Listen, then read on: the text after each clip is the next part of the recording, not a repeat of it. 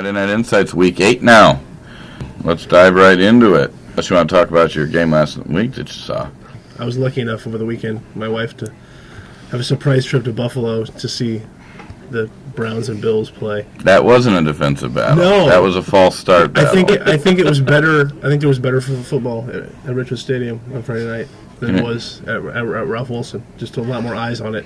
I'll tell you what, the locker rooms are more enjoyable, you know. Oh, yeah. Why don't you go, you know, people always talk to me, you get to cover the Bears, yeah. Rather talk to high school kids. You say it.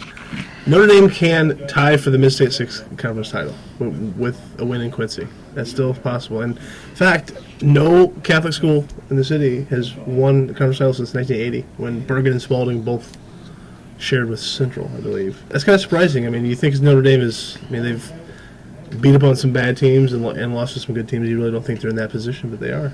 They have beat up on some bad teams, so it's hard to chart progress in our area sometimes based on the schedule. And some people get there, like at Dunlap gets Washington and Metamora early and whatnot. And Notre Dame can still say more than any team I can think of on this sheet that they've improved every week of the year, at least ostensibly. You know, the Woodruff score being an example of that.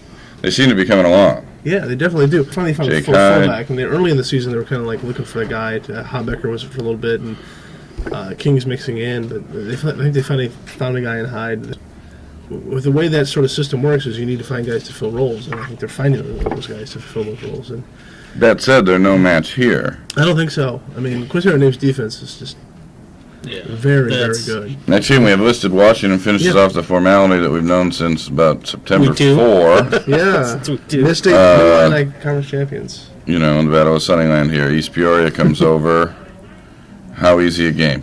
East Peoria, there's something. I mean, they tend to be taking steps back. That surprises me. It is surprised me too. And early, I mean, Coach Martin and those kids were earlier. They were just basically lining up and beating people. Guys, the Cantons and the Limestones and the Pecans. It's actually struggled a little bit to be Pecan last week, and maybe they're losing some confidence. Maybe kind of we're East Peoria, but this is not a game that they can line up and beat them.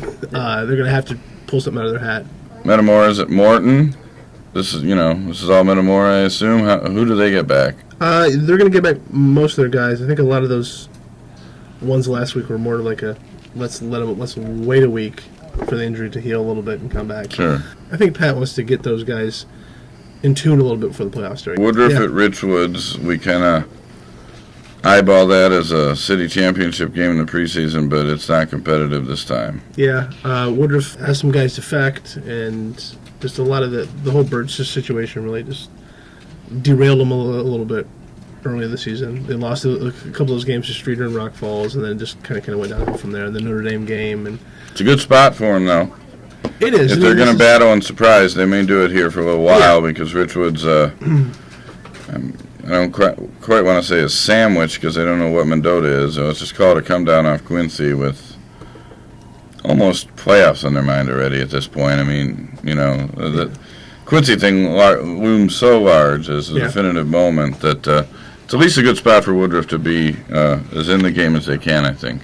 It was Dunlap at Limestone, not a don't screw up a playoff chance for the Eagles. Yeah, this is that's it. pretty much what that boils down to. Yeah, they're 4-3, and they have Ruck-on-Alleman, who's state ranked in 4A, I believe. Yeah, that's going to be a tough game. It's always a tough game, even when Alleman is 2-5. Right. It's an average Alleman team, I think, but sure, but they have to go up there.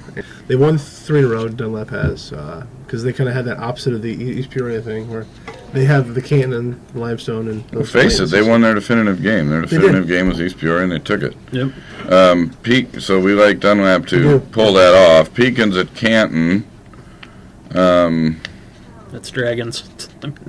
Dragons. Yeah, there's not much. I mean, Canton had showed a little bit of life last week. They scored 20 points, which is about 45% of their entire scoring the entire year. So maybe Jimmy Smith had 100-plus yards, so I think they gain a lot of traction here. They take a step. I know. I like to see that. They've hung in there nicely, I think. Yeah.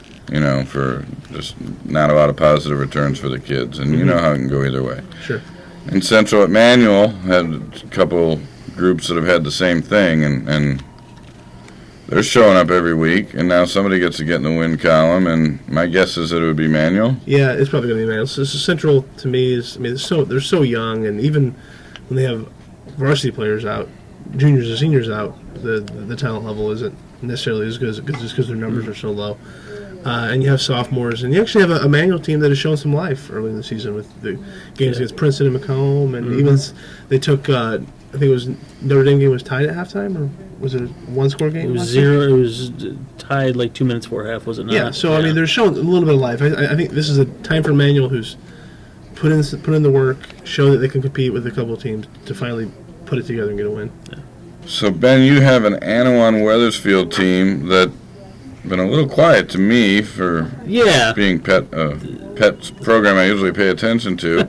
Bringing a 6-1, 4-0 down to Lewiston 6-1, 3-1. This is an interesting game. I didn't know what to expect from Anawan-Weathersfield this year, especially since they were in their third coach in 3 years with Brandon Johnson taking over. But he's kind of kept the same thing going. He's really relied on Sean Walker.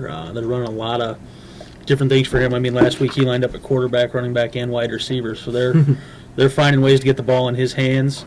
Lewiston just keeps plugging along. I mean, they had that close loss to Princeville, but other than that, they just keep putting up wins. And it's not in the, it's not the most high octane offense Coach Winkler's ever had, but it gets the job done, and they go from there. So I think this is going to be a good game. It's got a lot of potential.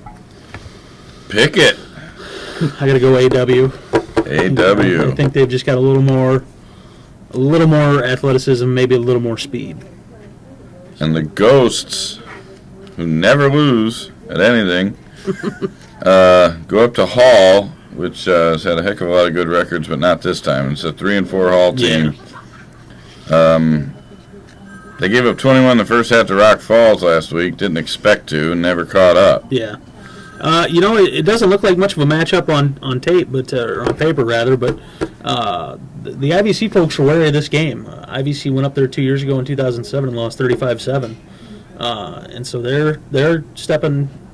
It's true. Yeah, it's going to be. You're going to see two great running backs, Dan Sittner from IVC, who just had his second 250-yard plus game of the year with 271 last week, and then you're going to get Nathan Tucker from Hall, the fullback, who has also put up, I think, what I count, 5 multiple touchdown games, maybe 6 out of 8. So,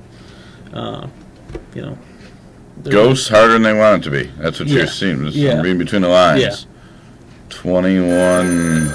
I'll go 28-19 or something. 28-19. You list a playoff bubble game. I see. North I did. Fulton is 3-4. A&R, they call them up in the Galesburg area. Allwood Rova is 4-3. Tell me about it. This is exactly a playoff game. North Fulton trying to make the playoffs for a third straight year under Elliott Craig.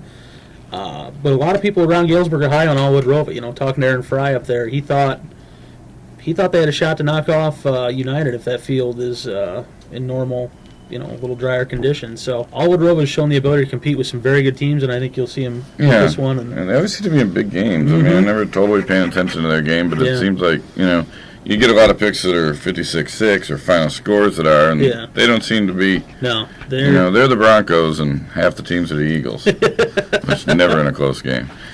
I think A&R? I think A&R is going to pull this one out, but I think Athletics and Rec. Yeah. I think it'll be closer than they want, and I think you'll see North Fulton put up a little bit of a fight here. Okay, well then that's a wrap for Week 8. We asked you to pick up the Friday Journal-Star and read capsules on all the area games out of this guy and more in-depth on the bigs that we talked about out of Wes. You will get their picks of every game, including my Cavaliers at Sterling now after the big win over Geneseo. I'd just like to point out that I'm still winning.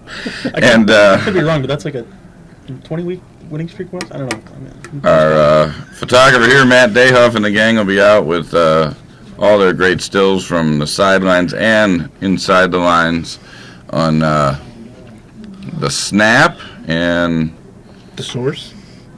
Yeah, follow the scores as they happen at night on the Source, and Twitter, we'll Twitter, update, and these guys will do that stuff Bugging with my their thumbs. Facebook friends with status updates from games. And Yeah, that's thumb talk. Still, take your word for it. Am I going to get workman's comp for that when I get just the Carpal tunnel. No. We digress. Bye-bye. Just no.